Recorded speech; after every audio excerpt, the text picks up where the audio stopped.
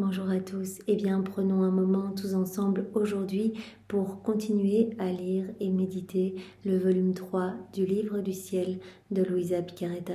Au nom du Père qui me crée, du Fils qui me sauve et du Saint-Esprit qui me sanctifie. Amen. Jésus, une fois de plus, nous nous immergeons en toi, dans ta divine volonté, dans cette grande mer de ta lumière où il y a absolument tout.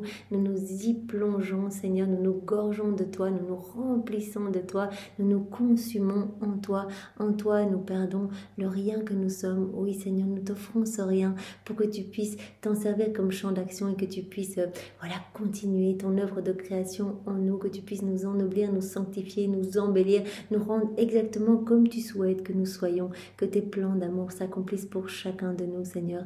Nous fusionnons nos volontés dans la tienne. Oui Jésus, nous te donnons nos volontés, nous nous abandonnons entre tes bras à la manière de tout petit et comme tous les jours, eh bien, nous te serrons fort contre nos cœurs et nous voulons te dire, Jésus, d'une seule voix, que tu es notre amour, notre vie, notre respiration, notre tout, notre bien, que nous avons besoin de toi. Nous voulons, Jésus, t'aimer, t'adorer, te louer, te bénir, te glorifier, t'honorer, te remercier, t'embrasser, te serrer, nous prosterner à tes pieds, le tout avec ta volonté à toi, au nom de toutes les générations humaines, en réparation pour tous ceux qui ne t'aiment pas, qui te tournent le dos, qui n'espèrent pas en toi, qui ne t'adorent pas, qui ne vont pas à l'église, qui saccagent tes églises, qui te blessent dans le Saint-Sacrement, qui blesse ton Sacré-Cœur, qui blesse le cœur de ta maman, tous les péchés des hérétiques, des infidèles, des schismatiques, des sectaires, de ceux qui se débaptisent. Oh Seigneur, tant d'offenses, tant d'iniquités, tant d'ingratitude, nous entendons tout réparer par l'offrande de tout ce que nous sommes, que chacun de nos micro-mouvements conscients, inconscients, internes, externes, puisse être vraiment un champ d'amour pour toi, que tu puisses recevoir à chaque instant par nos vies toute la gloire que tu aurais dû recevoir des hommes s'ils n'avaient pas quitté ta divine volonté, si c'était conformé à tes grâces et étaient devenus tous des saints. Nous voulons également par toutes nos vies et chacun de nos actes te donner toute la gloire que tu aurais dû recevoir des âmes réprouvées si elles n'avaient pas choisi toutes seules de s'arracher de ton cœur pour aller se perdre. Nous voulons te donner toute la gloire que tous tes saints dans le ciel auraient dû te donner si tous leurs actes sur la terre avaient été accomplis dans ta divine volonté. Également, nous voulons te donner toute la gloire que tu devrais recevoir des âmes du purgatoire. Nous voulons aussi te donner toute la gloire que tous les éléments créés auraient dû te donner s'ils avaient été dotés de raison. Voilà, nous sommes totalement offerts à toi, nous voulons être tes petites sentinelles d'amour. Et bien sûr, Seigneur, tu sais combien nous sommes petits, fragiles, combien il est facile pour nous de faire ces petites escapades, de nous échapper de ta volonté. Eh bien, garde-nous enchaînés à toi, sois notre sentinelle. Toi aussi, Seigneur, viens et attache-nous à ton cœur, que rien ni personne ne puisse nous détacher de toi. Seigneur, que nos yeux ne regardent que toi, que nos oreilles n'entendent que ta voix, que nos pensées ne soient tournées que vers toi, que nos bouches ne s'ouvrent que pour te louer, que pour t'adorer, que nos mains ne s'élèvent que vers le ciel, que pour travailler à ta gloire et à te ramener des âmes, que nos pieds ne marchent que vers toi. Seigneur, nous sommes à toi, nous sommes faits pour toi, nous avons été créés pour être tes résidences royales. Alors viens vivre en nous, sans toi heureux dans nos cœurs, Seigneur. Fais de nos cœurs des palais célestes. Recrée ton paradis en chacun de nos cœurs et vraiment dépose tes peines, tes amertumes, Seigneur. Nous voulons vraiment être ces petites âmes réparatrices, consolatrices pour toi. Nous voulons être d'autres mamans pour toi et continuellement te nourrir, t'abreuver, penser tes plaies. Comme nous avions vu il y a quelques jours, Louisa qui avait vu que la résignation à la divine volonté, eh bien, cela générait en elle chaque acte accompli en union avec Jésus. Cela générait comme une huile, en fait, une huile servant à oindre les plaies de Jésus, en fait, à l'apaiser, à comme embaumer un petit peu toutes ces souffrances, ces douleurs. Donc nous comprenons bien la beauté de l'union avec Jésus. Dès que nous nous unissons à lui, nous le laissons vivre en nous et c'est sa vie qui grandit en nous. C'est cette vie divine, cette vie de sainteté, la vie même du divin vouloir, cette vie de prière, cette vie de lumière, cette vie d'amour. Donc on grandit en intimité avec Jésus au plus nous faisons des actes. Donc Jésus, à chaque fois qu'on va faire un acte, va dilater notre cœur pour nous mettre plus de lui en nous, plus des choses du ciel, ses attributs divins. Donc notre personnalité va réellement changer au plus nous allons faire des actes. Donc Jésus nous encourage à travers ses écrits. Là, ces premiers volumes sont vraiment les fondations pour vivre dans la divine volonté. Donc voilà, il pose les bases en répétant et en martelant combien l'obéissance est importante, la pureté d'intention, la pureté, l'ordre, la constance, la fermeté dans le bien, etc. Tout ce qu'il nous dit dans ces volumes, voilà, il l'installe en nous parce qu'il ne fait pas que nous enseigner. Il vient en même temps nous donner la semence du bien dont il nous parle parle. Donc dès qu'il nous parle de quelque chose, c'est intéressant de nous dire, bah là Jésus est en train de le mettre dans mon cœur. Donc là, qu'est-ce que Jésus m'a donné aujourd'hui? Ah, c'est magnifique Seigneur, je vais entretenir cette semence et je vais faire des actes maintenant pour faire grandir ce que tu m'as donné. Je vais relire encore et encore et encore pour faire vraiment pousser de beaux fruits dans mon cœur pour ta gloire, celle de ton Père et celle de l'Esprit Saint. Donc vraiment, c'est magnifique et par chacun de nos actes, nous aimons de plus en plus Jésus. Parce que c'est cette vie d'amour, c'est lui l'amour, c'est en fait cette charité qui s'installe en nous. Jésus a dit, je veux que tout en toi soit amour, que tout soit charité. Il avait marqué Louisa de ce sceau de la charité, toutes ces cellules, etc. Et c'est ce qu'il veut pour nous, qu'on devienne pur amour, pure lumière, qu'on lui ressemble, parce qu'on ne pourra s'unir à lui dans le ciel que quand on sera exactement comme lui.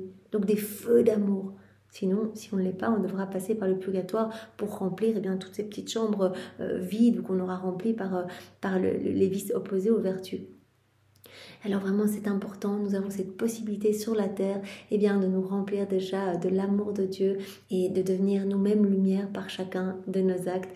Et vraiment, Jésus nous a dit, chaque acte accompli dans la divine volonté, il est déjà confirmé, il est déjà dans le ciel, il est dans les trésors royaux, c'est amené par vos anges gardiens, par toute la cour céleste qui se réjouissent d'amener ces actes à la place la plus élevée dans le ciel. Ils sont là en dépôt, ils vous appartiennent. Nous sommes en train de former votre couronne de gloire et quand vous allez arriver dans le ciel, vous allez voir tous ces soleils magnifiques dont les rayons continueront et continueront à produire des bienfaits, des merveilles pour toutes les âmes. Donc en laissant Jésus vivre en nous, il y a des choses qui se passent au niveau spirituel, c'est incroyable, des âmes qui sont sauvées, des âmes qui reviennent à Jésus, qui se repentent, qui retournent à l'église, qui vont se confesser, des âmes qui découvrent les écrits du ciel. Donc on travaille vraiment à peupler ce royaume, même si on a l'impression qu'on fait rien du tout, qu'on est chez nous, qu'on est juste en train de faire notre vaisselle dans la divine volonté, ou qu'on travaille, qu'on lit, qu'on marche, qu'on dort, qu'on se brosse les dents, petites choses de base du quotidien. Jésus ne nous demande pas des choses exceptionnelles, il nous demande juste de nous unir à lui à chaque instant et par ces petites choses du quotidien, nous alimentons sa vie et c'est merveilleux. Au plus, il prend de place en nous, sa divine volonté est souveraine en nous et vraiment tout produit de la lumière et vraiment nous travaillons à l'embellissement des générations humaines. Donc c'est vraiment, on voit bien que Jésus nous séduit, vraiment ses écrits sont comme des aimants, nous sommes toujours poussés à y retourner et vraiment il nous séduit pour que nous puissions dire mais ce cadeau de la vie dans la divine volonté, je le veux quoi. En fait, je veux rien d'autre que ça. Il n'y a rien d'autre qui m'intéresse, je veux que ce cadeau parce que je sais que la divine volonté, il y a tout dedans et je veux pouvoir donner à Jésus ce que les autres ne lui donnent pas. Parce que au plus on va faire des actes, au plus on va lire, vraiment, on va aimer Jésus. Et donc on va vouloir le consoler à chaque instant, on va vouloir lui ramener des âmes, on va vouloir faire ce que lui a fait lors de son passage sur la terre.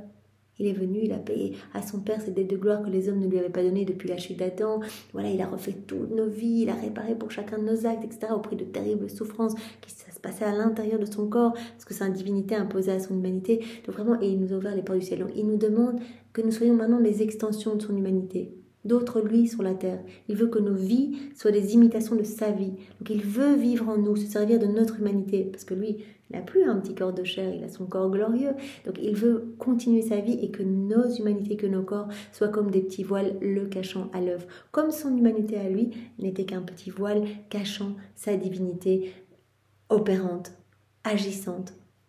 Donc c'est vraiment important. Alors Seigneur, oui, nous te donnons une fois de plus ce grand oui, fais ce que tu veux de nos vies. Nous ne voulons pas perdre notre temps ici-bas. Nous ne voulons pas nous plonger dans les choses du monde, etc. et devoir tout refaire au purgatoire. Nous voulons que chaque seconde soit une offrande d'amour, que chaque seconde soit pour toi, que chaque seconde nous puissions brûler, mais davantage d'amour pour toi.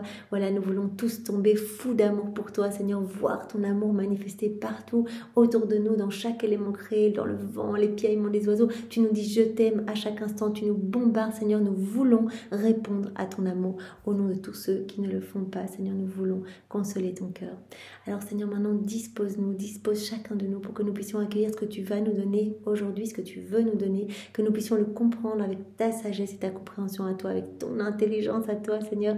Viens nous envelopper de ta lumière, donne-nous ton cœur. Nous voulons vraiment qu'il y ait un switch de cœur, nous te donnons notre volonté, nous prenons ta volonté, nous te donnons notre cœur, nous voulons ton cœur, nous te donnons notre vie, nous prenons ta vie pour qu'il n'y ait plus qu'une seule vie, qu'un seul cœur, qu'une seule volonté, qu'un seul acte, que nous soyons fusionnés en toi. Nous voulons être absorbés en toi, prendre ta forme divine, la forme de l'être divin, et que tu fasses tout en nous, que tu rayonnes à partir de notre humanité. Viens, Esprit Saint, viens par la puissante intercession du cœur immaculé de Marie, ton épouse bien-aimée. Viens, Esprit d'amour, Esprit de feu, Esprit de joie, Esprit de sainteté, Esprit de lumière. Nous avons besoin de toi pour comprendre ce qui va nous être donné. Viens par la puissante intercession du cœur immaculé de Marie, ton épouse bien-aimée. Seul toi, Esprit Saint, peut totalement allumer nos cœurs pour que nous puissions être des apôtres zélés pour annoncer cette merveilleuse nouvelle de la venue du royaume de la divine volonté. Alors viens, Esprit Saint, nous t'attendons et vraiment nous n'avons de cesse de t'appeler, Esprit Saint, viens par la puissante intercession du cœur immaculé de Marie, ton épouse bien-aimée. Alors nous avons vu toute une série de chapitres, 4 chapitres, où Jésus petit à petit a posé vraiment ses bases. Donc il a répété, mais vraiment chaque fois avec d'autres exemples qu'il nous avait déjà dit dans le volume 2. Donc on voit vraiment que ça s'approfondit. Il nous a parlé de différentes choses, comme on l'a vu, l'obéissance. Il nous a parlé de l'importance aussi de l'humilité, de l'ordre, de la fermeté, la beauté de la croix, ça il nous en parle tout le temps, la croix qui précède la gloire. Au plus on souffre ici, au plus on aura de gloire dans le ciel. Vous vous rappelez cette image où tous les saints qui avaient tellement souffert sur la terre, les martyrs ou les âmes victimes qui ont souffert en secret, il y avait des croix sublimes dans le ciel, toutes lumineuses, etc. Vraiment la croix nous embellit, la croix nous lie à la divinité, la croix vraiment est comme cette fenêtre par laquelle l'âme voit Dieu en fait. Et donc la croix va vraiment nous purifier en profondeur, les humiliations, les mortifications, les états de disgrâce, les oppositions, tout cela va servir vraiment à nous décaper. Jésus avait pris différents exemples dans le volume 2 que j'aime à me rappeler, que la croix c'est comme un petit fruit épineux, on n'en a pas envie, on n'a pas envie d'aller mettre nos doigts sur ces épines, mais vraiment si on prend la peine de retirer ces petits picots, on trouve toujours Jésus. À l'intérieur de chacune des souffrances, Jésus est là. Ou autre exemple, Jésus avait dit, la croix c'est comme un cadeau de fiançailles. Si vous acceptez ce cadeau, que vous faites tout en union avec moi, on va au mariage tout simplement. On a tous envie d'aller au mariage avec Jésus, d'être plus unis à lui. La croix va nous unir davantage à lui. Donc vraiment, cet appel, cette invitation à accepter nos souffrances, à nous résigner avec amour et de dire, Seigneur, en fait, tout ce qui m'arrive, je l'accueille comme venant de tes mains et je te fais confiance. Moi, peut-être que je vois ce mur devant moi, que je suis découragée, mais toi, tu vois plus loin, Seigneur, tu veux sauver mon âme et tu veux vraiment que je puisse te ressembler chaque jour davantage par ces croix que tu m'offres, que tu autorises dans ma vie. On va plutôt dire ça comme ça. Et c'est vrai que Jésus avait dit dans les 24 heures, la croix c'est vraiment un cadeau d'amour, de prédilection en fait. Vraiment c'est quelque chose, pour vous faire grandir à ma ressemblance. Parce que moi, toute ma vie n'a été que souffrance et je veux continuer ma vie en vous, je veux continuer ma passion en vous. Et vous vous rappelez cette image, cet exemple, Jésus qui portait ce carquois autour du cou, un gros collier d'un côté, un carquois, donc un sac rempli de pierres précieuses, de diamants, et de l'autre côté il avait un arc à la main. Il avait un arc de l'autre côté et puis il avait une lance à la main. Et en fait, il lançait des pierres précieuses aux âmes. C'était en fait les croix. Et les âmes, en fait, n'accueillaient pas ça. Pour la plupart, elles rejetaient tout ça à la figure de Jésus. Mais tous ceux qui accueillaient, en fait, qui s'unissaient à Jésus, c'était les croix, en fait, ces pierres précieuses. Elles s'embellissaient. Vraiment, elles devenaient complètement lumière. Et Jésus en était grandement glorifié. Donc, la beauté de la croix, ça, Jésus nous en parle tout le long. Et c'est tellement magnifique. Et alors aussi, il nous avait parlé de l'importance de vivre dépouillé. Vraiment, d'arriver... Il avait commencé par vraiment les actes d'humilité, on l'avait vu dans le volume 1, vraiment sois comme un petit bébé, sous le regard de ta maman, etc. Appelle-moi en tout ce que tu fais.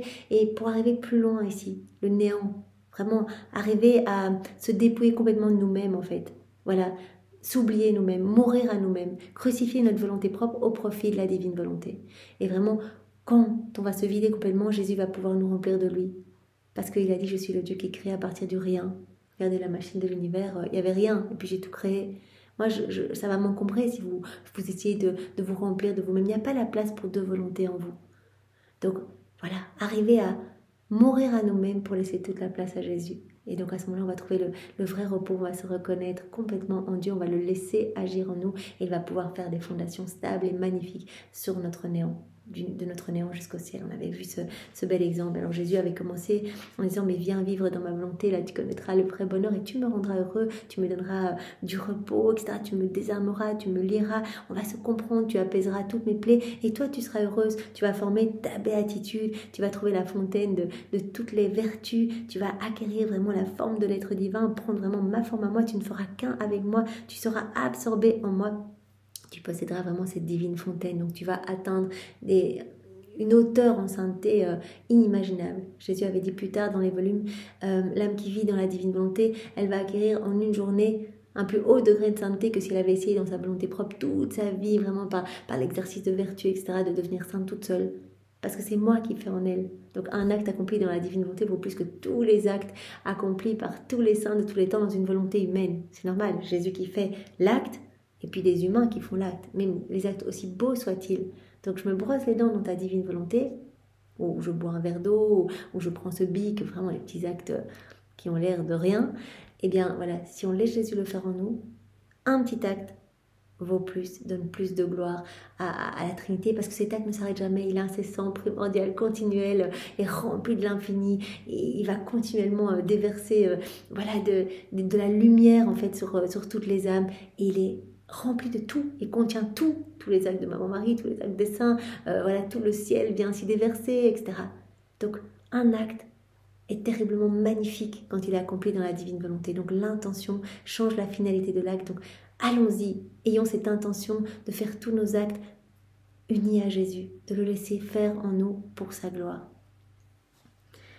Donc voilà, Jésus avait parlé de la différence entre vivre dans la divine volonté, vivre ou faire la volonté de Dieu. Et puis après, nous étions arrivés à ce 4e chapitre. Jésus avait dit « Je suis la grâce ». Donc la grâce, c'est vraiment une partie de moi. Je suis la miséricorde, je suis l'amour, la lumière. Je veux donner vie à ton âme. Donc on avait abordé toute une série de points. Et puis on avait attaqué le chapitre 5 avec les châtiments, les âmes victimes. Donc on avait commencé par le point 1, Louisa, âme victime. Et donc on avait vu Jésus qui disait à Louisa, arrête de te distraire, de t'inquiéter sur ton état, parce que souvent Louisa se demande, mais est-ce que mon état est conforme à la volonté de Dieu? Et alors Jésus avait dit, voilà, si tu veux essayer de déterminer, de discerner si ton état est conforme ou pas à ma volonté, tu dois regarder si tu as la force de le vivre. Ça, c'est un signe, en fait. Si tu as la force, que tu es constante, que tu continues, eh bien, c'est un signe que, voilà, c'est ce que je veux pour toi, que ton état est conforme à ma volonté. Et puis, il y avait une âme du purgatoire qui avait confirmé à Louisa qu'effectivement, son état était conforme à la volonté. Elle avait ajouté, nous, on vit complètement dans la divine volonté. On n'a pas de volonté propre, en fait. Même pour bouger un cil, on doit demander l'autorisation. Mais l'autorisation à Dieu, en fait, on est absorbé en Dieu, en fait, complètement. Et donc, en fait, on se réjouit en Dieu. Et alors, Jésus avait dit, voilà, ton état, Louisa, que tu souffres, que tu ne souffres pas, que je vienne, que je ne vienne pas, eh bien, c'est celui d'âme victime. Donc, tu dois te résigner, tu m'as donné ton oui, ou alors tu veux sortir de cet état, mais si tu veux être âme victime, peu importe que je te fasse souffrir ou non. Parce que le fait de ne pas souffrir ou de ne pas me voir ou que je ne te partage pas la crucifixion, en fait, tu en souffres même encore plus. Donc vraiment, moi, à travers toutes tes souffrances offertes que tu unis aux miennes, eh bien moi, je sauve des âmes. Donc ne t'inquiète pas de savoir si je viens ou pas, peu importe, ton état est conforme à ma volonté. Et c'est toujours celui d'âme victime, donc ne te distrais pas à droite à gauche. Alors Jésus avait dit vraiment, tu es comme moi, tu es une victime d'amour continuel pour les âmes. Voilà, Louisa, elle est vraiment entre le ciel et la terre. Elle est comme ce petit ami, en fait. Elle vient réparer pour tous les péchés des hommes continuellement. Elle offre à la Trinité eh bien, la gloire, l'amour que tous auraient dû donner. Elle vient consoler Jésus et elle apaise la justice divine. En aimant pour tous, elle apaise la juste indignation de Dieu. Et elle prend sur elle une partie de l'amertume de Jésus, de sa tristesse, de ses souffrances. Elle dit, voilà, déverse sur moi ton amertume. On a vu toute une série de passages dans le volume 2 où Jésus partageait à Louisa son amertume. Donc tu es comme moi. Moi j'ai été toute ma vie une victime d'amour continuel pour les âmes. Voilà, j'ai refait toutes vos vies sont là, saintes, sanctifiées. Il suffit que vous vous unissiez à moi pour recevoir. Mais j'ai tellement souffert pour vous en fait. Tout n'a été que souffrance et vraiment j'ai été cette victime d'amour continuel pour vous. Et je le suis encore dans Saint-Sacrement en fait. Toute ma vie dans Saint-Sacrement, dans chaque hostie, vous avez toute ma vie, ma passion, ma mort, ma résurrection, il y a tout. Et là, chaque moment, je refais ma journée eucharistique là dans le Saint-Sacrement et j'attends que vous vous unissiez à moi pour que je puisse tout vous donner. Donc moi je suis une victime continuelle pour les âmes et donc j'aime qu'il y ait des âmes qui se rapprochent de moi, qui m'offrent leur volonté, qui m'offrent leur vie, qui s'offrent à moi en âme victime pour que je puisse partager avec elles, pour avoir vraiment des âmes qui font ce que je fais. Donc tu es comme moi, une victime d'amour continuel. pour les âmes. Alors Jésus avait rajouté, mais si les hommes, d'ailleurs c'était un ange qui avait dit cela, et un ange qui avait dit à Louisa, mais si les hommes savaient le bien provenant des souffrances des âmes victimes, en fait tous les hommes se mettraient à prier continuellement pour qu'il y en ait plus, parce que le monde est tenu par les âmes victimes en fait. Jésus avait dit beaucoup plus tard dans un autre volume que si il n'y avait plus d'âmes victimes pendant 5 minutes, eh bien c'est fini, le monde serait réduit à néant. Parce que tout tient, parce que ces âmes prennent sur elles une partie de l'exercice de la justice divine, prennent sur elles une partie des souffrances que les hommes devraient prendre sur eux. Donc elles réparent pour tous et elles prennent sur elles en fait une partie des châtiments. Et alors il y avait aussi cet exemple, voilà Louisa qui avait vu une autre âme victime en fait qui était couronnée, elle avait vu qu'elle portait aussi la couronne d'épines et à deux elles avaient pu vraiment atténuer un gros fléau. Donc vraiment les souffrances de ces âmes victimes vécues en union avec Jésus, acceptées, etc. peuvent vraiment atténuer les fléaux ou les châtiments, etc. Alors Jésus avait dit à Louisa, tu me désarmes complètement, tu m'empêches de châtier.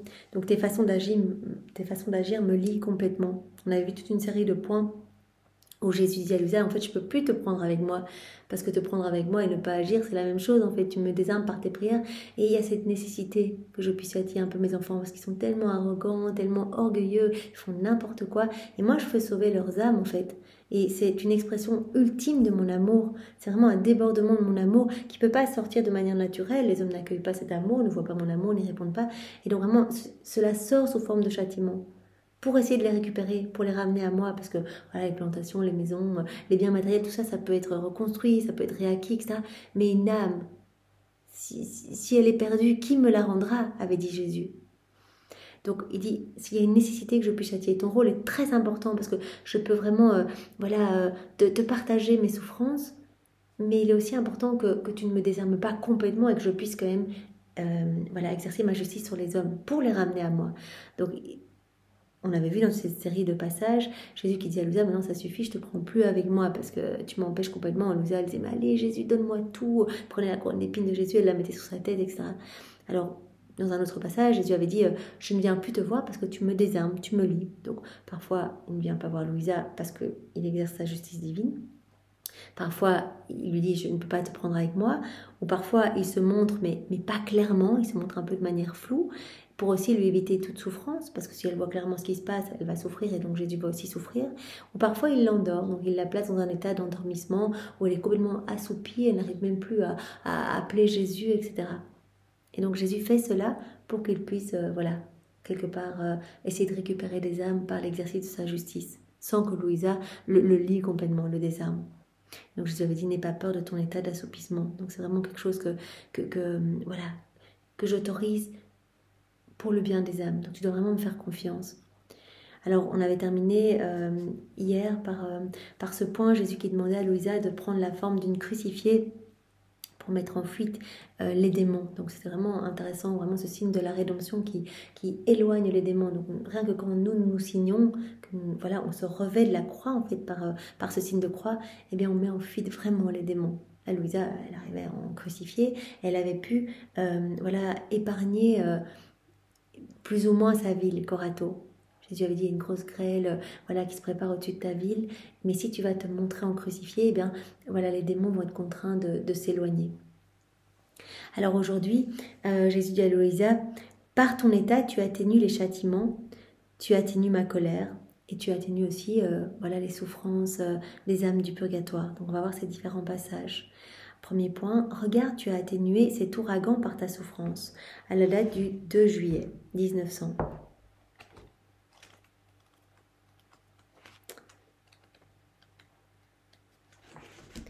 Je continuais d'être affligée et triste comme un être stupide ce matin. Jésus n'est pas venu du tout. Le confesseur vint et suggéra la crucifixion. En premier lieu, Jésus béni ne fut pas d'accord. Quand il se montra à moi, il me dit « Qu'est-ce que tu veux? Pourquoi veux-tu me blesser en me forçant à te crucifier? Je t'ai déjà dit qu'il est nécessaire que je punisse le peuple. » Chaque fois, Jésus dit « Non, maintenant, c'est nécessaire, quoi. Je dois vraiment permettre ces châtiments pour que les hommes reviennent à moi. » Je répliquai, Seigneur, ce n'est pas moi, c'est par obéissance que je fais cette demande. Donc Louisa, elle est complètement sous obéissance. Ça, Jésus vraiment l'a bien drillé, tu dois obéir à ton confesseur. Et donc là, c'est le confesseur qui lui a demandé qu'elle vive cette crucifixion. Il reprit, puisque c'est par obéissance, eh bien je veux que tu partages ma crucifixion. Pendant ce temps, je vais me reposer un peu. Et il me fit partager les souffrances de la croix. Pendant que je souffrais, il vint près de moi et sembla se reposer. Puis je vis un nuage menaçant, dont la simple vue, inspirait la frayeur. Chacun disait, cette fois nous allons mourir. Pendant que tous étaient effrayés, une croix rayonnante s'éleva entre Jésus et moi. Elle fit disparaître la tempête. Il semblait que c'était un ouragan accompagné de tonnerre qui emportait les édifices. Donc voilà, comme Louisa s'est offerte à Jésus, sous obéissance, son confesseur lui a demandé, eh bien, elle a accepté donc de vivre cette crucifixion, et par ses souffrances, eh bien, là, elle voit, alors qu'il y avait une grosse tempête qui devait tout ravager, elle voit une croix rayonnante qui s'élève entre elle et Jésus. La croix qui fit fuir la tempête me semblait être la petite souffrance que Jésus partageait avec moi. Que le Seigneur soit béni et que tout soit pour son honneur et sa gloire. Donc vraiment, la souffrance qu'elle a offerte à Jésus, voilà cette souffrance de la crucifixion. Alors je rappelle bien que c'est toujours quand Louisa est en dehors de son corps, quand son âme est en dehors de son corps. Jésus emmène l'âme de Louisa, l'emmène à Jérusalem, comme on l'avait vu dans le volume 2, et soit elle assiste à la crucifixion de Jésus, à toute la passion de Jésus, etc., qu'elle vit continuellement, ça nous le savons, ou alors Jésus lui partage et c'est elle qui vit cette crucifixion. Et donc là, le simple fait d'avoir vécu cette crucifixion, eh bien, elle a vu que cela avait atténué l'ouragan en fait. Voilà, cela a formé comme une croix blanche entre Jésus et elle, une croix lumineuse. Et donc, elle avait vu que la tempête, s'était estompée, s'était arrêtée. Donc, au premier point, regarde, tu as atténué cet ouragan par ta souffrance. Deuxième point, tu amoindris ma colère par tes souffrances. À la date du 11 juillet 1900.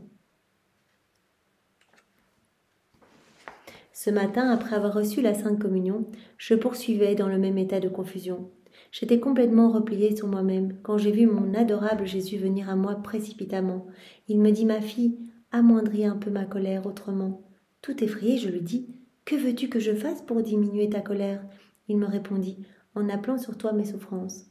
Donc vous voyez que parfois, Jésus exerce sa justice sur les hommes et parfois il vient chez Louisa et dit, bon maintenant, en fait, je veux te partager mes amertumes. Donc c'est vraiment Jésus qui gère cela et il demande à Louisa de lui faire confiance. Et là, il dit, voilà, maintenant je veux que tu partages mes souffrances. Alors j'ai eu l'impression qu'il interpella le confesseur à l'aide d'un rayon de lumière. Mais comme elle est sous obéissance, eh bien Jésus inspire le confesseur qu'il la mette sous obéissance pour être crucifié. Celui-ci manifesta immédiatement la volonté que je souffre la crucifixion. Le Seigneur béni agréa, et je me suis trouvée dans des souffrances si grandes que j'ai eu l'impression que mon âme allait quitter mon corps. Quand je me suis sentie sur le point de mourir et que je me réjouissais parce que Jésus allait recevoir mon âme, le confesseur m'a dit « Assez ». Alors Jésus m'a dit, l'obéissance t'appelle. Donc elle est en train de vivre cette crucifixion. Elle se dit, mais en fait je souffre tellement qu'à un moment il y a mon âme qui va aller rejoindre Jésus définitivement, je vais mourir. Et le confesseur à ce moment-là a arrêté. Donc quand le confesseur dit assez, tout s'arrête net parce qu'elle est sous obéissance. Seigneur, je veux vraiment continuer, Jésus reprit. Que veux-tu de moi? L'obéissance continue de t'appeler. Il sembla que cette nouvelle intervention de mon confesseur ne me faisait plus marcher vers la souffrance.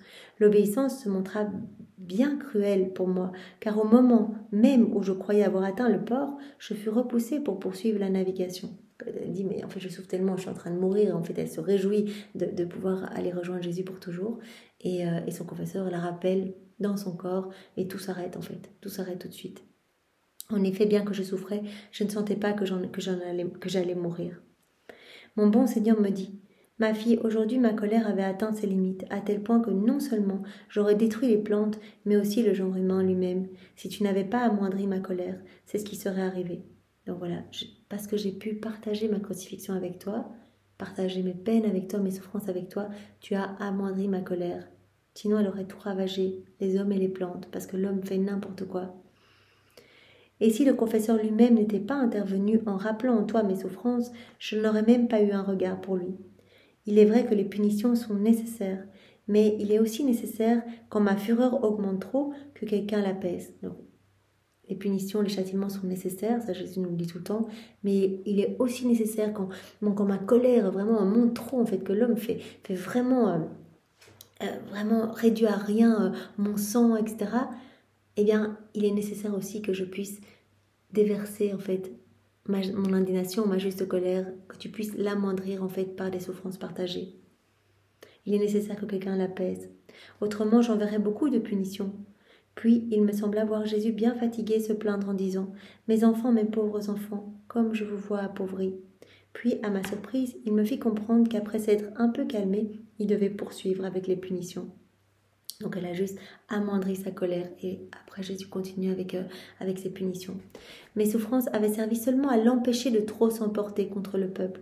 Ô Seigneur, sois apaisé et aie pitié de ceux que tu appelles tes enfants. Donc on comprend vraiment bien le rôle d'un victime de Louisa en fait, qui sert vraiment en fait de tampon, qui sert à prendre le trop-plein de la colère de Dieu, de cette juste colère et sainte colère. Alors comme troisième point ici, tu ne vois pas toutes les punitions que je retiens. Donc toi tu ne vois que les châtiments partout autour de toi, mais tu ne vois pas tous les châtiments que je retiens, toutes les punitions que je retiens par ta souffrance, par ce que tu vis, par ton état d'âme victime. À la date du 17 juillet 1900. Après avoir reçu la Sainte Communion, je n'ai pas vu Jésus béni comme à l'accoutumée. Après l'avoir longtemps attendu, j'ai senti que je quittais mon corps. Alors je l'ai trouvé. Il me dit aussitôt « Ma fille, je t'attendais pour pouvoir me reposer un peu en toi, car je ne peux tenir plus longtemps. Oh, donne-moi du réconfort. » Immédiatement, je l'ai pris dans mes bras pour lui plaire. J'ai vu qu'il avait à l'épaule une blessure profonde qui éveillait la pitié et même le dégoût. Il se reposa quelques minutes. J'ai ensuite vu que sa blessure était guérie. Louisa, quand elle prend Jésus dans les bras, qu'elle lui amène vraiment elle lui donne du repos en s'offrant complètement, en donnant de l'amour, etc. Et elle voit que la blessure guérit. Donc tout cet amour qu'elle lui donne, en fait, elle répare, elle console le cœur de Jésus de tant de méchanceté et de tant de manque d'amour, de manque de correspondance à son amour. J'ai vu que sa blessure était guérie. Puis, entre l'émerveillement et la surprise, le voyant soulagé, je pris mon courage à 2 mains et je lui dis « Seigneur béni, mon pauvre cœur est tourmenté par la peur que tu ne m'aimes plus. J'ai très peur que ton indignation s'abatte sur moi. Tu ne viens plus comme avant, et tu ne partages plus ton amertume avec moi. Tu ne me donnes plus ce qui est bon pour moi, la souffrance. » Elle dit en fait, tu viens beaucoup moins. Jésus lui a dit, on a déjà vu le passage hier ou avant-hier, Jésus a dit, peu importe que tu souffres ou pas, c'est ce que j'ai décidé, et tu es toujours âme victime, que je vienne ou que je ne vienne pas. Tu dois vraiment me faire confiance. Si je veux exercer ma justice et ne pas te voir, eh bien, voilà. Ou si je veux venir déverser mes souffrances, mes amertumes en toi, eh bien, c'est comme ça. Donc, tu dois tout accueillir et te réjouir de tout ce que tu vis. Donc, elle dit, voilà, j'ai l'impression que tu ne me fais plus souffrir. Tu ne me donnes plus ce qui est bon pour moi, la souffrance. En me privant de la souffrance, tu en viens même à me priver de toi-même. Oh, donne la paix à mon pauvre cœur. Rassure-moi, dis-moi que tu m'aimes. Promets-moi que tu continueras de m'aimer. Oui, je t'aime vraiment. Comment puis-je en être sûre? Vraiment que Louisa, c'est comme une petite fille qui essaie d'être rassurée. Est-ce que tu m'aimes, Jésus, parce que tu viens plus me partager tes souffrances? Donc pour elle, c'est ce qu'elle dit. C'est ce qu'il y a de meilleur pour moi, la souffrance. C'est pas du dolorisme, etc. Mais c'est parce qu'elle aime tellement Jésus qu'elle veut le soulager à tout prix. Comme une maman qui verrait son enfant souffrir, mais elle préférerait 1000 fois souffrir elle-même que voir son enfant vraiment en train de dépérir, etc. Eh bien, Louisa, elle aime tellement Jésus qu'elle veut tout partager. Donc elle dit, s'il te plaît, viens et partage-moi tes peines. Sinon, je ne sers à rien si tu ne me partages pas. Comment puis-je être sûre que tu m'aimes? Si tu aimes vraiment une personne, tu dois lui donner tout ce qu'elle veut. Je te dis, ne punis pas les personnes, et toi tu les punis. Ou je te dis, déverse ton amertume en moi, et tu ne le fais pas. Je trouve que cette fois, tu vas trop loin. Comment donc puis-je être sûre que tu m'aimes? Que dit, mais pour moi, quand on aime une personne, on lui accorde ce qu'elle demande. Et moi, je te demande des souffrances, je te demande de déverser ton amertume en moi, et tu ne le fais pas. Je te demande de ne pas punir tes images, tes enfants. Alors Jésus répond, ma fille, tu vois les punitions que j'envoie, mais tu ne vois pas celles que je retiens. Voilà, ton amour me désarme, tes souffrances me désarment. Tu vois toutes celles que j'envoie, parce que c'est nécessaire, mais tu ne vois pas toutes celles que je retiens, parce que tu as souffert par amour pour moi.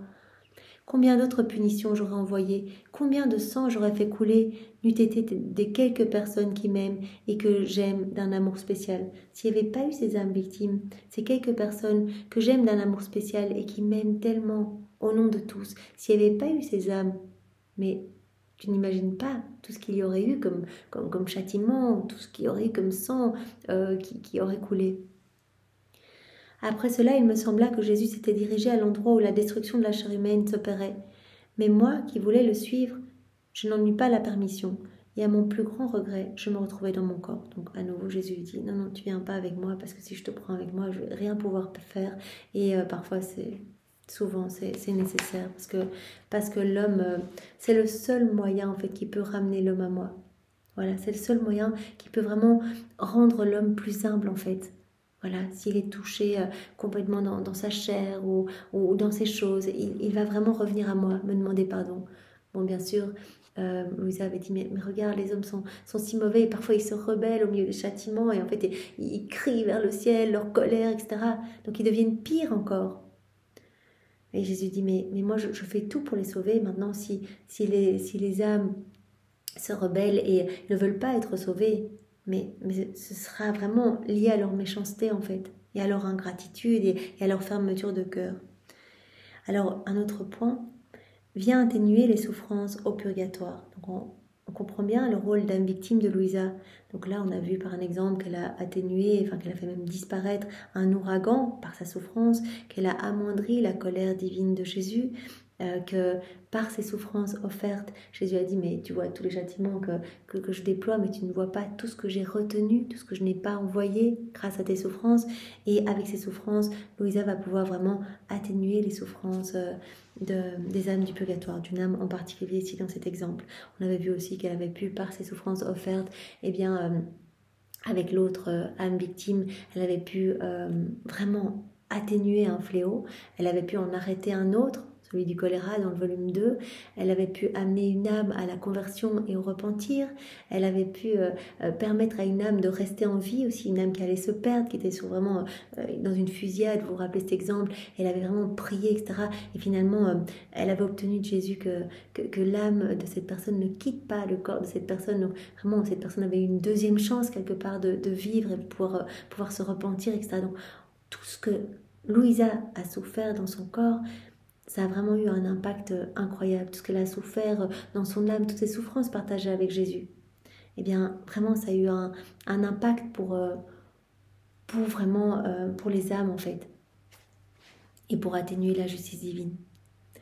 Donc, regarde, bien atténuer les souffrances au purgatoire. Donc, à la date du 30 août 1900. J'ai vécu plusieurs jours d'amertume et de privation. Au plus, je l'ai vu quelquefois comme une ombre. Ce matin, non seulement j'étais au sommet de mon amertume, mais j'avais perdu l'espérance de le revoir encore.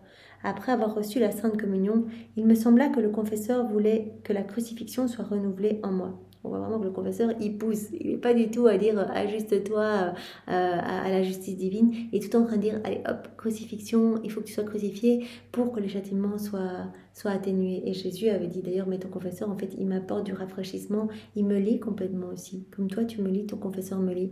Et il dira plus tard, dans ce volume 4 qui est magnifique et que je me réjouis de méditer avec vous, il va dire « mais regarde, en fait, c'est vraiment comme la Trinité, en fait. » Toi, ton confesseur et moi en fait. Donc on a besoin de lui en fait. J'ai vécu plusieurs jours d'amertume et de privation. Au plus, je l'ai vu quelquefois comme une ombre. Ce matin, non seulement j'étais au sommet de mon amertume, mais j'avais perdu l'espérance de le revoir encore. Après avoir reçu la Sainte Communion, il me sembla que le confesseur voulait que la crucifixion soit renouvelée en moi, comme on l'a lu. Alors, dans le but de me faire obéir, Jésus béni m'apparut et partageait ses souffrances avec moi. À ce moment, j'ai vu la Reine-Mère, qui me prenant m'offrit à lui pour l'apaiser. Ayant regardé sa mère, Jésus accepta l'offrande et il sembla qu'il fût un peu apaisé. Donc on voit vraiment que les souffrances de Louisa, qu'elle vit, cette crucifixion, apaise Jésus. Ensuite, la Reine-Mère me dit « Veux-tu venir dans le purgatoire et soulager le roi ?» Donc il s'agit probablement d'Umberto I de Savola, qui a été assassiné un mois plus tôt, donc le 29 juillet. « Veux-tu venir soulager le roi au purgatoire ?» Le soulager de l'horrible souffrance dans laquelle cette âme se trouve. Je lui répondis, ma mère, comme tu le désires. Donc, mon mari demande à Louisa, est-ce que tu veux venir? Et par tes souffrances, en fait, voilà, tu vas venir et tu vas vivre les souffrances un petit peu du purgatoire et tu soulageras alors le roi qui vient de mourir. Tu le soulageras parce qu'il souffre beaucoup. En un instant, elle me prit et me transporta à un endroit de tourment atroce, où les personnes souffraient et mouraient continuellement. Il y avait là cet homme misérable qui passait d'un tourment à l'autre. Il semblait devoir subir autant de morts qu'il y avait eu d'âmes de perdues par sa faute. On voit bien que tout ce qu'on n'a pas bien fait ici sur la terre, tout ce qu'on n'a pas fait pour la gloire de Dieu ici, on doit le refaire au purgatoire. Donc là, on voit cette pauvre âme qui passe d'un tourment à l'autre, qui souffre atrocement et qui semble devoir subir autant de morts que d'âmes qui ont été perdues par sa faute, probablement par des mauvaises décisions, etc. Après que je subis plusieurs de ces tortures, donc elle est au purgatoire et vraiment elle prend sur elle les souffrances, voilà, elle accepte. On avait déjà vu ça, je pense, c'est dans le volume 2 où Louisa avait été au purgatoire, elle avait demandé que Jésus reste près d'elle parce qu'elle ne voulait pas y aller toute seule et donc Jésus était resté dans son dos. Elle était restée 15 minutes à souffrir vraiment dans ces flammes et elle avait vu de nombreuses âmes qui avaient pu être rafraîchies, aller voilà, gagner la maison du Père, voilà, venir se jeter dans les bras de Jésus, etc. Elle avait vu cela, donc vraiment l'impact de ces souffrances qui soulagent les âmes du purgatoire, qui en libèrent, etc. Et donc ici, elle accepte de souffrir pour cette âme, pour le roi en question. Après que j'ai subi plusieurs de ces tortures, il fut un peu soulagé. Puis la très sainte Vierge m'enleva de cet endroit de souffrance et je me suis retrouvée dans mon corps. Donc ça a apporté un petit soulagement à cette âme en question. Et bon, elle n'a pas été libérée parce que visiblement il y a eu beaucoup de choses à refaire au purgatoire. Alors, on attaque un autre point. Point 7, courage. Remplis ton intérieur de ma présence et de toutes les vertus. Donc, le point précédent, c'était tu atténues vraiment les châtiments, ma colère par ton état. Donc, ton état atténue voilà, ma juste indignation et aussi les souffrances du purgatoire. Donc, on a vu cette série de points. Maintenant, courage. Remplis ton intérieur de ma présence et de toutes les vertus. À la date du 18 mai 1900.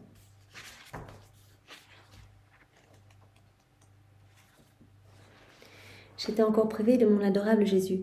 Au mieux, il se montrait comme une ombre. Oh, que d'amertume cela me causait. Combien de larmes je versais.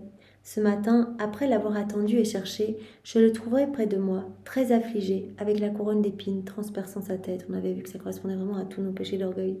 Je la lui enlevai très doucement et je la mis sur ma propre tête. Oh, combien méchante je me sentis en sa présence. Donc souvent, Louisa, face à la grandeur de Dieu, face à son immense amour, elle se sent néant en fait, elle se sent méchante, elle le dit tout le temps, je suis cativa, pas dans le sens méchant, je fais plein de péchés véniels, etc. Parce que elle a été libérée à la suite de son deuxième mariage mystique, elle a été confirmée dans la grâce, confirmée dans la divine volonté, et Jésus l'a libérée des péchés justement véniels volontaires. Donc elle n'a plus ce penchant pour les péchés. Donc quand elle dit je suis méchante, c'est par rapport à ton immense amour. Elle voit son Dieu, son bien, son tout, son créateur couronné d'épines par la méchanceté et l'orgueil des hommes. Et elle dit mais combien je me sens mauvaise en fait à côté de toi. Je n'avais pas la force de dire un seul mot. En fait elle voit sa petitesse face à la grandeur de Dieu. Avec compassion, il me dit « Courage, ne sois pas effrayé, essaye de remplir ton intérieur de ma présence et de toutes les vertus. Reste focus sur moi, les yeux sur moi, remplis ton intérieur de moi, remplis ton intérieur de ma présence, de ma lumière, de mon amour, de toutes les vertus. » Voilà, en étant centré sur Jésus, on va se remplir nous aussi de Jésus. Par chacun de nos actes, on se remplit de plus en plus de lui. Donc Jésus dit à Louisa ici « Ne te distrais pas, regarde-moi. » Regarde-moi et remplis-toi de moi, reste uni à moi. Quand je viendrai causer le débordement en toi, quand tu seras rempli à ras-bord de moi, je t'amènerai au ciel et toutes tes privations seront terminées. Puis d'un ton affligé, il ajouta « Prie ma fille, parce qu'il y a 3 jours de préparés, 3 jours éloignés l'un de l'autre, des jours de tempête, de grêle, de tonnerre et d'inondation qui vont grandement ravager les hommes et les plantes. » Continue à prier, à souffrir, parce qu'il y a ces 3 jours de châtiment qui sont préparés. Ayant dit cela, il disparut, me laissant un peu soulagée, mais avec une interrogation. Qui sait quand le débordement dont il a parlé arrivera? Et si jamais il arrive, peut-être que j'aurai à m'en prémunir. Donc je pense Louisa n'a pas compris que ce débordement en elle, ça allait être le débordement de l'amour de Dieu. Et quand elle va être totalement remplie de Dieu, Jésus a dit, quand tu seras remplie de moi, je t'emmènerai dans le ciel. Donc elle a dit, mais qui sait quand ce débordement arrivera, et si jamais il arrive, peut-être que j'aurai à m'en prémunir.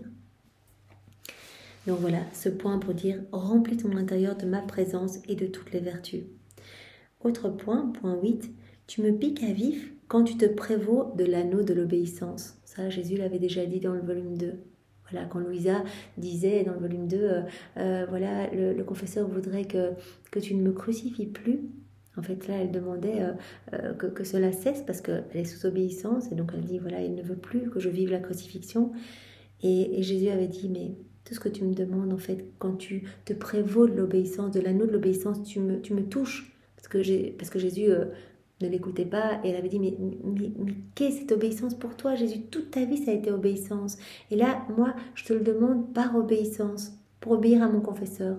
Et Jésus donc lui avait partagé sa crucifixion, mais elle avait été comme libérée, elle n'avait ressenti aucune douleur. Donc il avait dit, en fait, ce que tu me demandes, en te prévalant de cet anneau de l'obéissance, je ne peux pas te refuser quoi que ce soit quand tu te prévaux de cela. Et donc à nouveau ici, Jésus dit, tu me piques à vif quand tu te prévaux de cet anneau de l'obéissance. À la date du 12 juin 1900.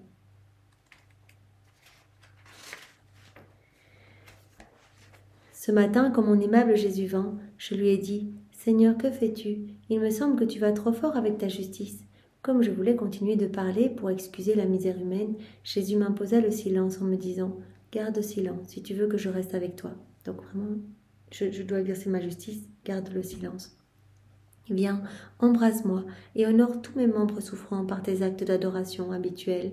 J'ai commencé par sa tête et ensuite un à un, j'ai passé à chacun de ses autres membres. Oh, combien de blessures profondes et horribles couvraient son très saint corps. Donc elle fait ses actes d'adoration. Voilà, comme on peut lire comment elle fait dans les 24 heures de la Passion. Donc elle vient, elle adore la tête de Jésus, elle unit toutes ses pensées à celles de Jésus pour que ses pensées et celles de tous les hommes soient sanctifiées. Elle fait réparation pour toutes les mauvaises pensées, les pensées qui ne le glorifient pas. Elle lui offre toutes les souffrances qu'il a souffert dans sa tête, etc. Toutes ses pensées à lui, les pensées de Maman Marie, pour lui donner cette gloire que tous devraient lui donner. Elle fait de même pour tous les membres de son corps, en fait, tous ses membres meurtris. Elle embrasse ses mains, ses pieds, etc. Et elle prend sur elle tous les insignes de la passion de Jésus. Et elle met à la place sur le corps de Jésus un doux parfum. Elle met des baisers, des chants d'oiseaux, des rires d'enfants. Elle met des couronnes d'or, etc. Donc voilà, elle soulage Jésus en faisant des actes d'adoration. Oh, combien de blessures profondes et horribles couvraient son très saint corps. À peine eus-je fini qu'il disparut, me laissant avec très peu de souffrance et avec la frayeur qu'il allait déverser son amertume sur les gens, cette amertume qu'il n'avait pas eu la bonté de déverser sur moi. Donc elle a fait ses actes d'adoration, elle a soulagé un peu Jésus, mais Jésus ne lui a pas partagé son amertume. Donc elle se dit, mais ça veut dire qu'il va la déverser sur les hommes sous forme de châtiment. Après quelque temps, le confesseur vint, et je lui racontai ce que je venais de vivre. Il me dit, « Aujourd'hui, quand tu feras ta méditation, tu lui demanderas de te faire souffrir la crucifixion, afin qu'il arrête d'envoyer des punitions. » Pendant ma méditation, Jésus m'apparut, et je le priai de faire comme mon confesseur avait proposé. Sans m'accorder la moindre attention, il sembla me tourner le dos et s'endormir, afin que je ne le dérange pas. Donc là, c'est vraiment l'opposé de ce qu'il y avait dans le volume 2. Elle disait, je suis sous obéissance. Dans le volume 2, le confesseur ne veut plus que tu me crucifies. Et Jésus faisait semblant de ne pas l'entendre. Et puis il a dit, mais c'est par obéissance que je te le demande. Et là, Jésus avait dit, ok, je ne peux rien te refuser si tu me demandes, si tu te prévaux de l'anneau de l'obéissance. Et ici, c'est le contraire. Elle dit, je veux la crucifixion, c'est par obéissance que je te le demande. Et Jésus fait un peu mine de ne pas entendre, mais quand il va entendre obéissance, là, il va à nouveau dire, tu me piques à vif. Voilà. Je le priais de faire comme mon confesseur avait proposé. Sans m'accorder la moindre attention, il sembla me tourner le dos et s'endormir, afin que je ne le dérange pas. Je me sentais mourir de peine, parce qu'il ne donnait pas suite à la demande de mon confesseur. Ramassant mon courage, je le pris par le bras pour le réveiller, et je lui dis, « Seigneur, que fais-tu ? Est-ce là tout le respect que tu as pour ta vertu favorite d'obéissance ? Où sont toutes les louanges que tu as dites concernant cette vertu ? Où sont les honneurs que tu lui as prodigués ? Au point de dire que tu es secoué par elle, que tu ne peux lui résister et que tu te sens subjugué par l'âme qui la pratique. Et maintenant, il semble que tu ne te soucies plus d'elle. Pendant que je disais cela et bien d'autres choses qui demanderaient beaucoup de temps si je voulais les écrire, Jésus béni fut secoué, comme par une très vive douleur. Il poussa un cri, et sanglotant, il me dit « Moi non plus, je ne veux pas envoyer de punition, mais c'est la justice qui me force à le faire. Cependant toi, par tes paroles, tu me piques au vif. » Donc il dit « Mais partage la crucifixion sur moi et n'envoie pas les punitions. » Et Jésus dit « Je suis obligé d'envoyer ces punitions. C'est obligé. Et toi, quand tu me parles de l'obéissance, tu me piques à vif. » Et on voit Jésus en train de pleurer, qui avait poussé ce cri, ce sanglot. Tu touches à une chose très délicate pour moi, donc l'obéissance. Une chose que j'aime beaucoup, au point que je n'ai pas voulu d'autre honneur ou d'autre titre que celui de l'obéissance. Je n'ai pas voulu d'autre honneur ni d'autre titre que celui de l'obéissance. Obéissant tout au long de sa vie, que ta volonté soit faite, Père, jusqu'à la croix. Ce n'est donc pas parce que je ne me soucie pas de l'obéissance que je ne te fais pas partager les souffrances de la croix. C'est la justice qui me force à agir ainsi. Je ne peux pas faire autrement. Mais tu me piques à vif, c'est ça, ce cri. En fait, quand Louisa se prévaut de l'anneau de l'obéissance, il dit, mais là, je suis piqué en plein cœur parce que moi, en fait, l'obéissance, c'est tout pour moi. Je n'ai pas voulu d'autre honneur ni d'autre titre que l'obéissance. Donc quand tu me parles de l'obéissance en disant, mais c'est le confesseur qui me demande, je suis sous obéissance, et je suis complètement piquée, mais là, je ne peux pas t'accorder cela, parce que les hommes ont besoin de ces châtiments.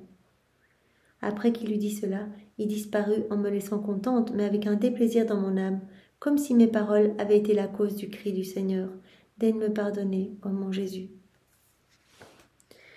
Alors, le dernier point pour aujourd'hui, Jésus qui dit à Louisa, consolons-nous et reposons-nous ensemble. Donc toujours dans ce titre, Louisa, âme victime, on voit vraiment qu'elle soulage Jésus, on voit qu'elle apaise sa juste indignation, qu'elle atténue les châtiments, qu'elle apaise les souffrances des âmes du purgatoire, etc.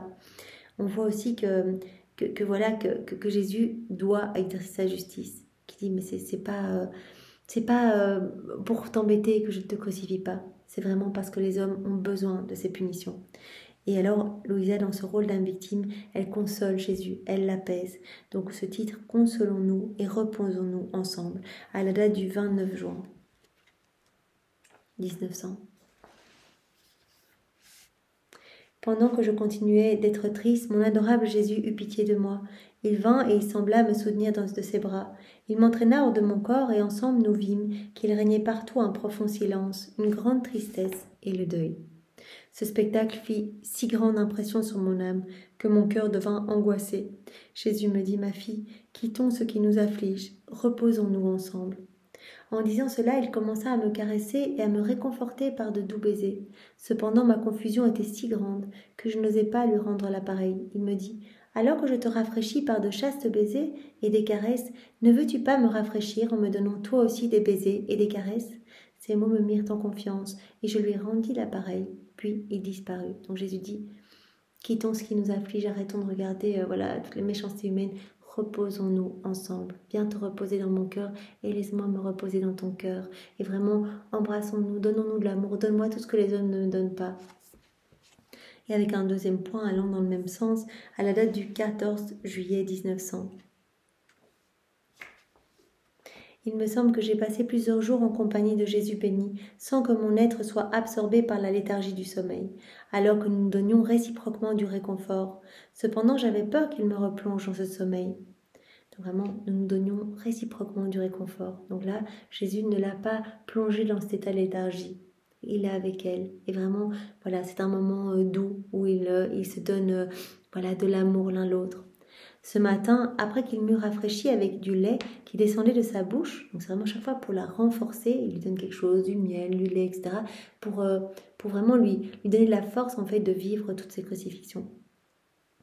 Ce matin, après qu'il m'eut rafraîchi avec du lait qui descendait de sa bouche et qu'il déversait en moi, je le réconfortais en lui enlevant sa couronne d'épines pour la fixer sur ma tête. Très affligé, il me dit « Ma fille, le décret des punitions est signé.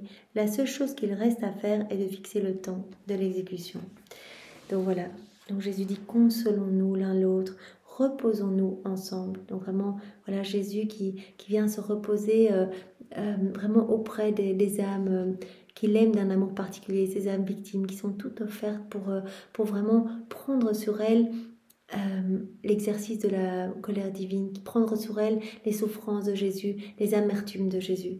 Donc voilà, Jésus vient et il trouve du réconfort à être près de Louisa, même si, une fois de plus, les châtiments sont nécessaires. Donc même, on voit, après avoir passé plusieurs jours en compagnie de Louisa, dans le réconfort de ses bras, et Louisa qui a pu se reposer sur le cœur de Jésus, eh bien Jésus dit, non, le temps est fixé, maintenant le décret des punitions est signé.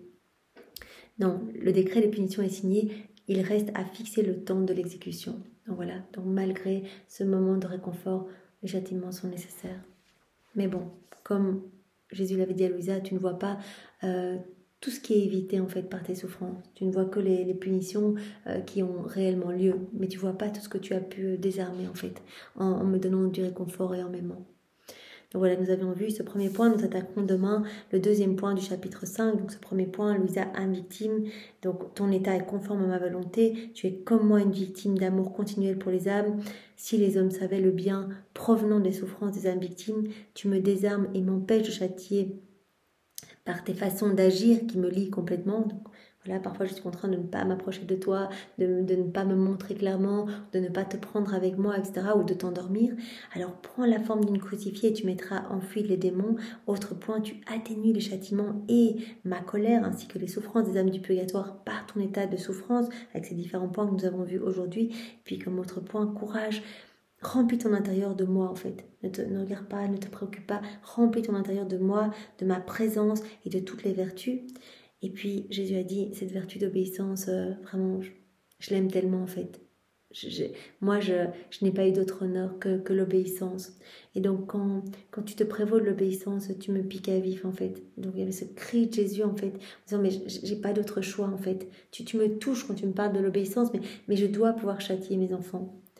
Et on avait terminé par Jésus qui disait à Louisa, consolons-nous ensemble, reposons-nous vraiment cœur contre cœur, l'un vraiment dans les bras de l'autre. Consolons-nous et reposons-nous ensemble. Donc nous verrons demain le tout dernier point. J'espère, je pense qu'on aura terminé demain avec la nécessité des châtiments. Donc vraiment comme Jésus nous en a parlé au début de ce volume 3, voilà, nous allons clôturer ce chapitre également par la nécessité des châtiments avec Jésus qui va nous expliquer pourquoi il est nécessaire de châtier les hommes et aussi ses souffrances. Voilà, ses souffrances quand il doit punir ses enfants. Mais que les punitions sont vraiment l'expression d'un plus grand amour. Et il va remettre les clés de la justice à Louisa et elle va vraiment comprendre que tout est ordre en fait en Dieu. Voilà, c'est comme ça que ça doit être. Que la justice est un des piliers divins et que c'est comme ça que ça doit être. C'est parce que si Dieu ne châtie pas l'homme, il y aura comme un déséquilibre en fait. Donc on verra tout cela demain. Merci Seigneur de nous donner voilà, toutes ces vérités, même si ce sont vraiment des vérités un petit peu difficiles avec les châtiments. Mais Seigneur, nous voyons ton amour derrière et nous te bénissons. Vraiment, ouvre-nous à une plus grande compréhension, à un plus grand accueil de ces vérités.